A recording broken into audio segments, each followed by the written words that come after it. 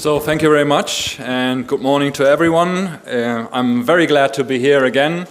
Last time I was at your colloquium was in the year 2019 and I was talking about fumes and aerosols from bitumen, and this all ended or results in a new national regulation for warm mix asphalt.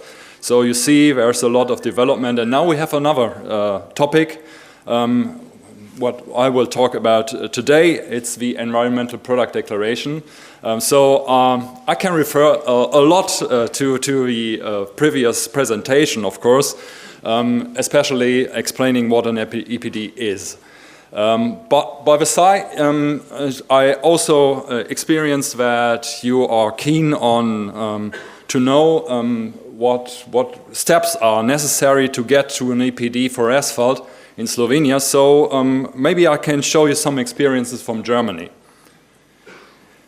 But let me start with our motivation to start our own EPD program on the DAV in Germany.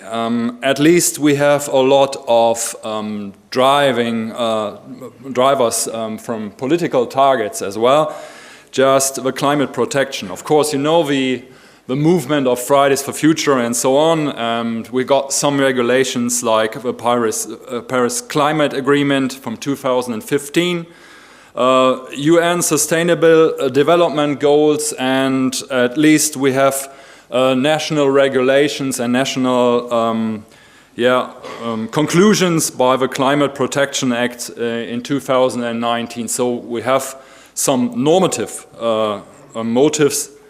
And according to this, we got the new EU construction products regulation already mentioned before. And what we can say is that it is a more holistic sustainability view on that, why more than just CO2 emissions must be taken into account. The CPR shows us that it will be necessary to have a wider view than just on CO2 emissions.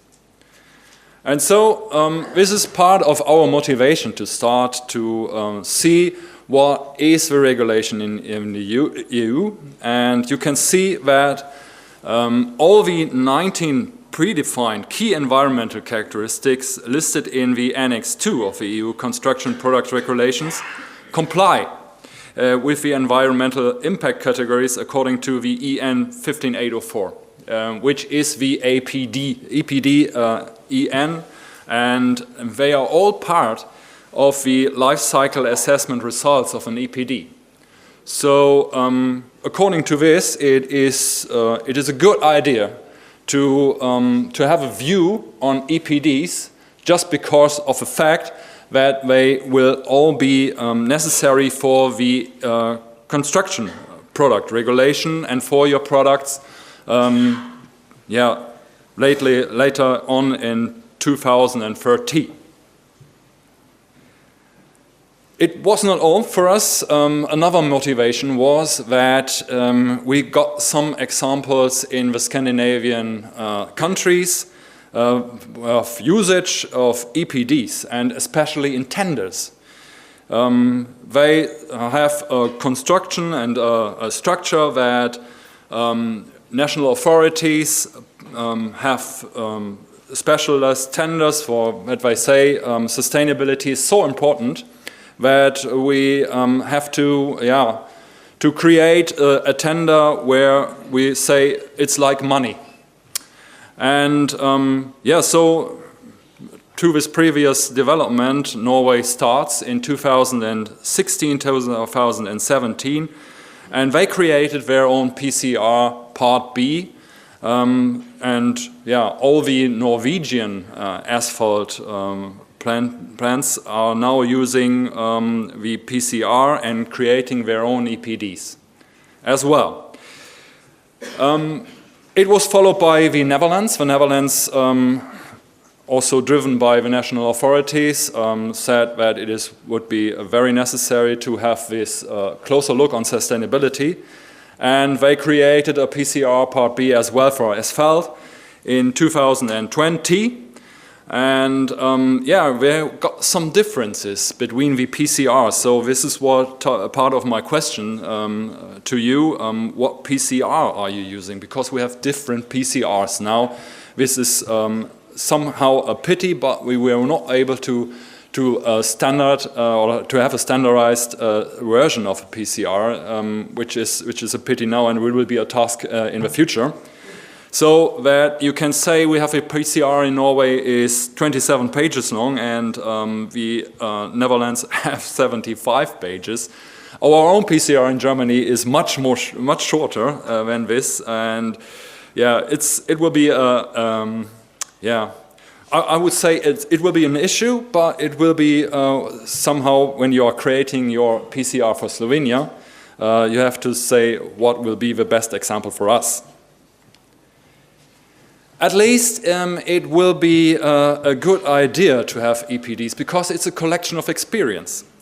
When we started talking about sustainability in the construction processes, we were quite unsure where is the most or the deepest impact for especially CO2 in the production process.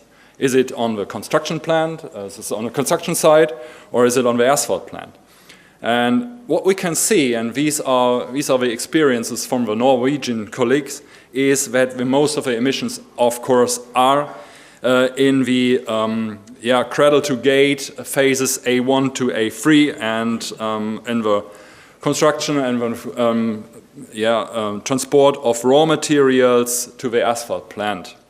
And so we can say where is the most potential for going down with the CO2 emissions.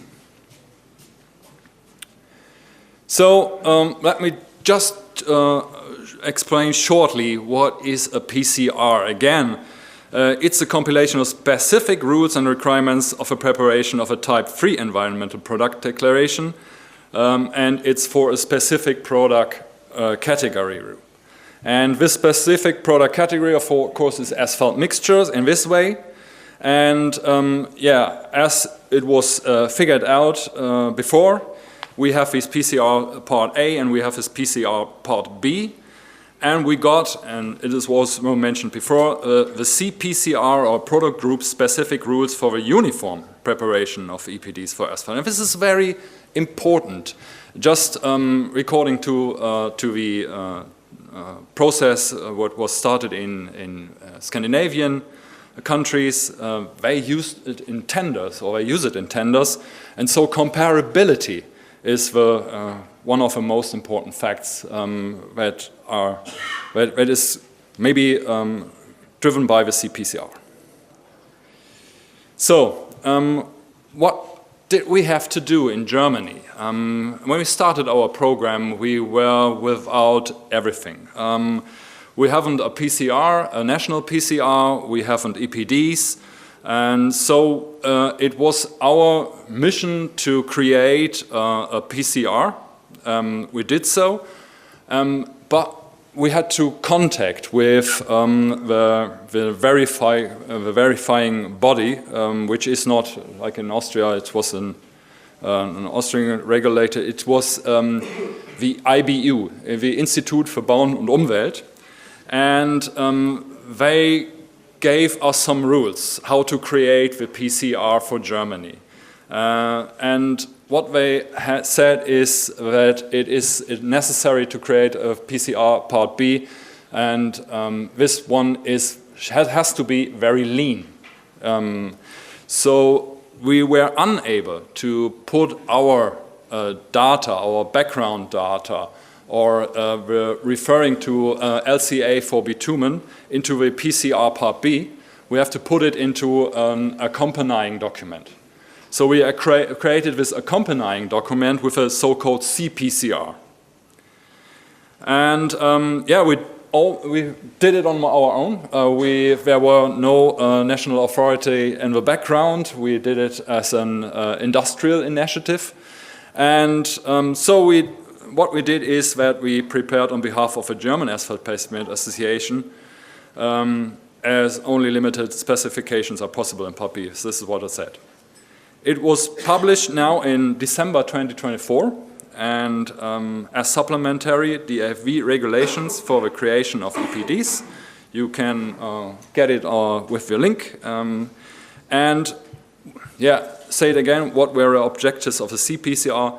And again, this is very, very important. We have to create same principles for the preparation of the EPDs and creating comparability of EPDs through the CPCR.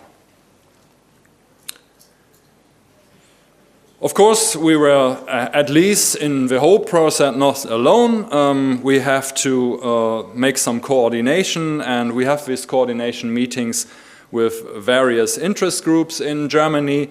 First of all, the Federal Ministry of Digital and Transport.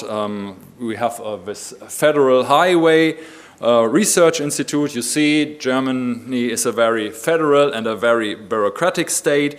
So we have to integrate a lot of institutes, and we did so just to get into a stage where everyone can say, okay, this is fine, go on and create this PCR. And what we did at least was a practical testing of the CPCR by an independent life cycle assessor. So we built a task group with more than 5 companies from Germany, and they delivered their data to the life cycle assessor just to test, will it be possible to have an EPD on the base of the CPCR and the PCR we developed. So yeah, this is what you have to do. You have at least get or create group-specific rules just to get an uniform creation for EPDs. And you have to say what are our background data, for example.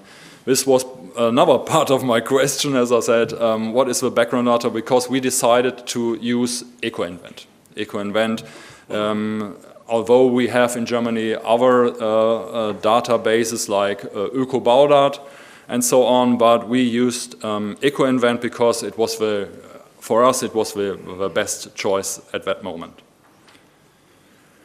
So you are used to this picture, and as in Austria, we concentrated on some stages, life cycle stages in our PCR and CPCR, especially the A1 to A3 and the stages C, C1, C4, and at least, of course, what is an advantage of asphalt is reclaimed asphalt, so we have a special interest to include stage D as well. Yeah, and what we did is this is what I declared cutting rules. Of course, we need what will be at least the end, for example. The construction of a site and buildings is not to be taken into account. You can widen it, of course, having a look on the EPDs, but you have to say what are the boundaries, of course. You have to define it. And so we did with the CPCR 2. The whole thing is a dynamic process. As mentioned before, we have this life cycle assessment 4.0 for bitumen, and we are referring on the LCA from Eurobitumen as well. We did it on the former LCA, of course, and now we got some necessity to change to the LCA 4.0. And I'm very glad that Eurobitumen decided to make or create an LCA for PMB as well, so that we can get a more holistic and a more complete view on bitumen and on our own EPDs. So this is now the final stage. We are renewing the CPCR, and now the companies in Germany have a possibility to create their own EPDs, specific EPDs. So I can skip these slides. It was already explained what is or what are EPDs. Maybe it is interesting to know that the validity, oh, it's a difficult word, is 5 years. And at least it is a self-declaration. This was a more important self-declaration by the producer. And it needs to be verified by a verification body. And this is the already mentioned Institut für Bauen und Umwelt in Germany. So they run a program for publishing environmental information on construction products, and they are a Europe-wide organization in accordance with the ISO 14025, which declares construction products in accordance with the European standard. Again, the 15804. EPDs from the EBU are changed by independent third-party experts, so they got their independent verifiers. But the main problem with the EBU is now that it takes a lot of time. If you have your EPD ready, you have all the stages like life cycle assessment, you collected the data and so on, and now you're going to the IBU and say, okay, please verify my document. They need more than 6 months to verify the document. So, although we are a member of the IBU since 2023, it's a pity that we are at that point. Just to say, what are the possibilities of EPDs in the program of the Institut für Bauen und Umwelt?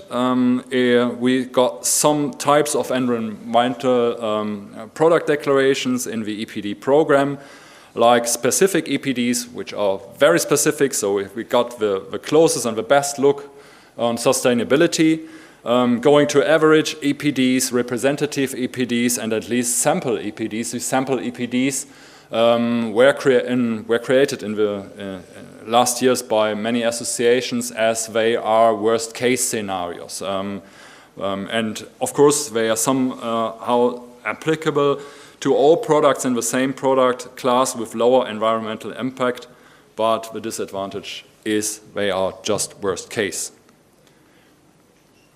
So what is the path to an EPD? The process of creating an EPD for asphalt, it was mentioned before.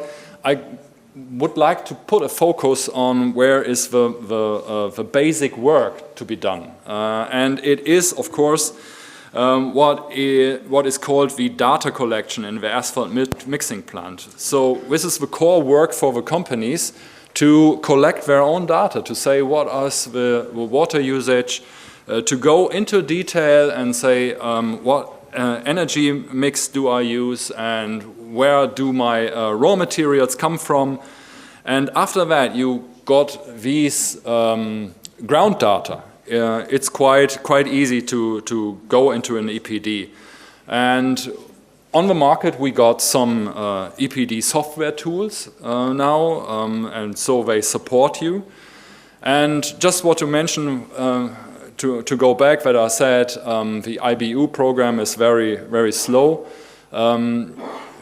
With the help from some EPD software, it is possible to be quicker, like EcoChain and EMIDAT, for example, in Germany. And they are working on pre-verified EPD software, so that it is possible to put your data again and again into the software, and they were able to put out an EPD verified by a verification body as quick as possible. We are talking about 2 weeks, and of course costs will decrease as well. Not with the EBU, they are working on that, but what we are doing in Germany is that the DAV, now that we are ready with our PCR and CPCR, is creating average EPDs for the next time. But we're doing this not by the IBU. We are using one of the softwares, and the pre-verified softwares, which are now based on our German database grounds, and they do it with EPD Norge. also EPD Norway or EPD Global now, and it will be much quicker to get a verified EPD over there. But as I said, it's a dynamic process, and we don't know what the next developments will be. We have to support, and so with all my European colleagues, the European standardization process for a European PCR. It's still very bad that we don't have a standardized version of it. It was a mistake that it didn't work the last years. We have just a technical specification paper on that, but basing on that, it will be a great task to create a European PCR. And maybe it is possible for all the countries working now on getting their own PCR to concentrate on what is happening in Europe. At least we have to be prepared for the requirements of the construction products regulation, and this is very important. I want to say all the companies just to be aware of. Do we really? This is an often asked question. Do we really need an EPD for us? Is it really necessary to have it, especially when your country is not in tenders or like say, okay, we use this as a sustainability for sustainability, seeing on that. Just to get into the structure, to see how it works. Just because you need to be prepared for the requirements of a CPR in 2030, and this is not so long away. Marco, time. I'm finished with that. Okay, and after that, okay, I just come to an end. The preparation for a digital product passport will be necessary as well. The next European development. And going back to the summary, sustainability criteria becoming increasingly important for the asphalt construction.